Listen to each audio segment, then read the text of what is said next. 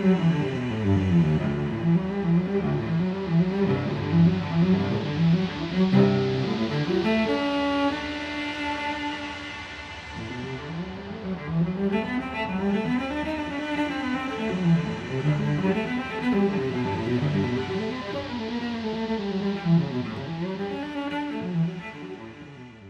are infusing any material with nanotechnology, so what we are doing is, apart from making these new composite materials, smart materials, we are also using them to change the properties of other materials, other existing materials like paper or like cotton or like different foams from synthetic foams like polyurethanes or foams of cotton. And so like this, in all these existing materials, we are giving new properties that these materials they don't have, so we can open up their application range.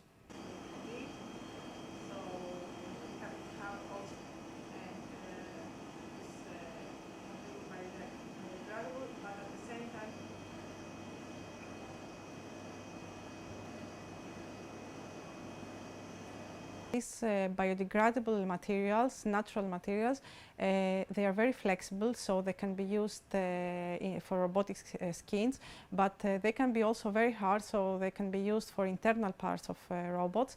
And also in this flexible skin, robotic skin, let's say, we can incorporate sensors, so they have this tactile sensing that the robots need, but with biodegradable materials.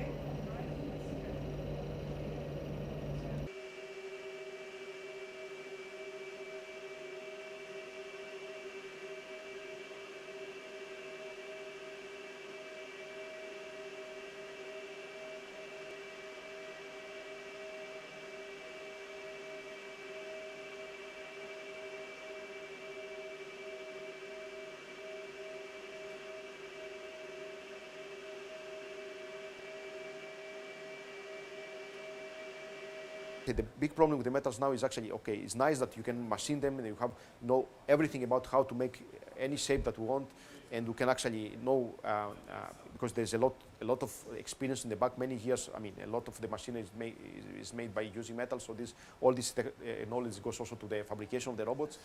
But the main issue is actually it's difficult to see how you can achieve the properties that you want to have. Let's say matching more the properties of the human body. So going to alternative materials will be also disadvantage. Will help us to make lighter robots, more efficient, and finally also recyclable. Assist humans after physical disasters, so it's supposed to be very dangerous and hostile, and global will eventually turn to close either the water supply or. I believe that the starting point would be to make part of the robot, like the outer part of the robot, for example, with these biodegradable materials. But in a few years' time, I find it very feasible that all the robot can be biodegradable, all the parts of the robot.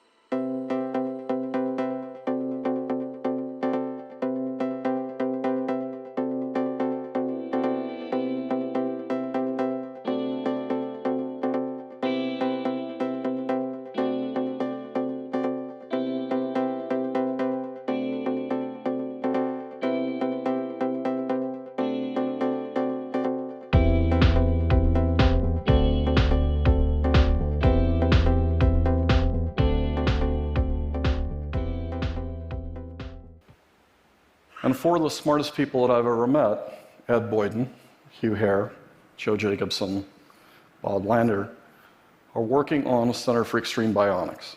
And the interesting thing, what you're seeing here is these prosthetics now get integrated into the bone, they get integrated into the skin, they get integrated into the muscle.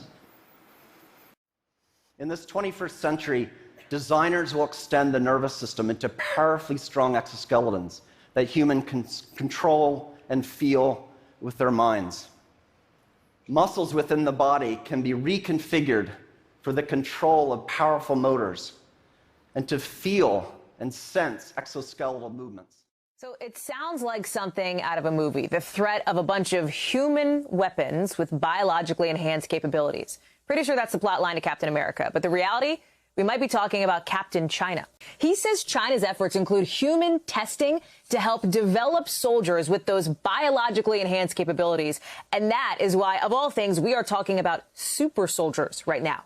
Picture super strong commandos who can operate on 3 hours sleep, or a sniper who can see twice as far as a normal person. Augmenting humans' strength, jumping height, and running speed.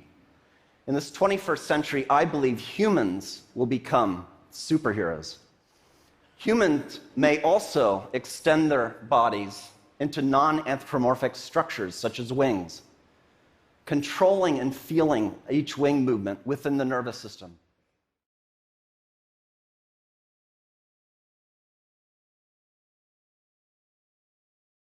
Cybernetics and cyborgs. For me, it's a very practical scenario for the future that we will become cyborgs. That we will become cyborgs.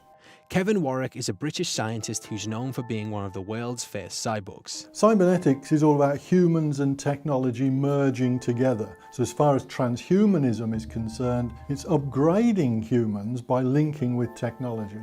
In a way, we already have many breakthroughs that suggest a future in cybernetics.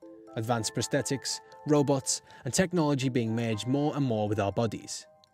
Whatever we do though, transhumanists insist they need to be emerging with technology. Otherwise, we run the risk of being taken over by it. If you want to stay in the future as a human, it's a very bleak future. If humans do exist, it will be in terms of being pets or as slaves, servants, that sort of thing.